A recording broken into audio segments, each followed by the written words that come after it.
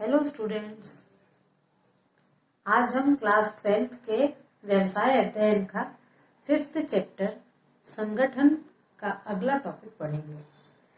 हमारा अगला टॉपिक है संगठन संरचना या ढांचा, ऑर्गेनाइजेशन स्ट्रक्चर।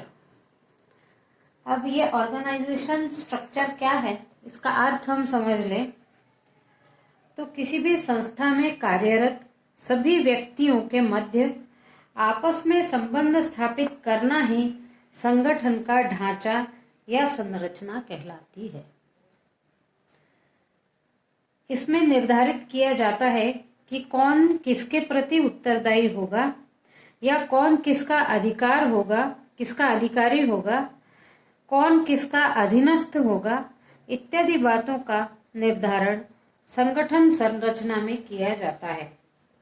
संस्था जितनी बड़ी होगी उतना संगठन ढांचा भी उतना ही बड़ा होगा। संगठन संरचना में अधिकारों एवं दायित्वों को विभिन्न पदों के मध्य विभाजित कर दिया जाता है। यानी किसी भी उद्देश्य को लेकर जब संगठन किया जाता है, संगठन की रचना की जाती है, तो उस समय प्रत्येक की योग्यता देखकर किसको क्या काम देना, किसका क्या दायित्व है, किसके क्या अधिकार है, कौन किसके अधीनस्थ काम करेगा, कौन अधिकारी के रूप में कार्य करेगा, तो अधिकारी और अधीनस्थ के बीच में जो संबंध है वो संगठन कहलाता है और संगठन की रचना कहलाती है। हम यहाँ पर देख रहे हैं, चूंकि अपन विद्यालय में पढ़ते हैं, हम लोग पढ़ाते हैं, तो हम विद्यालय के संगठन की संरचना यदि देखेंगे तो हमको संगठन की संरचना का या ढांचा जो है वो ज्यादा अच्छी से समझ में आएगा, क्योंकि आप लोग भी विद्यालय में पढ़ते हैं। अब यहाँ पर हम देखते हैं कि विद्यालय की संगठन संरचना, विद्यालय के संगठन की कैसे संरचना की जाती है। तो यहाँ पर हम देखते हैं कि अधिकारी कौन है और अधीनस्थ कौन है। तो यहाँ पर हम देखते हैं कि प्राचार्य जो है वो सबसे ऊपर के पद पर होता है। विद्यालय में विद्यालय के हेड प्राचार्य होते हैं और इस पद के अंडर में या इन पद के अधीनस्थ दो पदाधिकारी और होते हैं, और दो पदाधिकारी में पहला है उप प्राचार्य या शैक्षणिक प्रभारी और दूसरा होता है उप प्राचार्य या प्रशासनिक अधिकारी। अब उप प्राचार्य शैक्षणिक प्रभारी के अंतर्गत, यानी ये पूरा प्राचार्य के नीचे के पद पर कार्यरत व्यक्ति होगा जो सारा शैक्षणिक विभाग की तरफ पूरा उसका अधिकारी होगा, शैक्षणिक विभाग का। तो उप प्राचार्य या शैक्षणिक प्रभारी के अंतर्गत विज्ञान विभाग, वाणिज्य विभाग, कृषि विभाग, कला विभाग और उसके अंतर्गत पाठ्येतर गतिविधियां यानी जो पाठ्यक्रम है उसके अतिरिक्त, यानी पाठ्यक्रम को छोड़कर, पढ़ाई को छोड़कर अन्य गतिविधियां वो भी उप प्राचार्य के या शैक्षणिक प्रभारी के अंतर्गत आएंगी। जैसे विज्ञान, वाणिज्य, कृषि और कला विभाग आएंगे, वैसे ही पाठ्येतर विधियां भी आएंगी, जिसके अंतर्गत है NCC, NSS, scout, red cross, खेल कूद, इको क्लब, विज्ञान क्लब, SUPW और कैरियर मार्गदर्शन।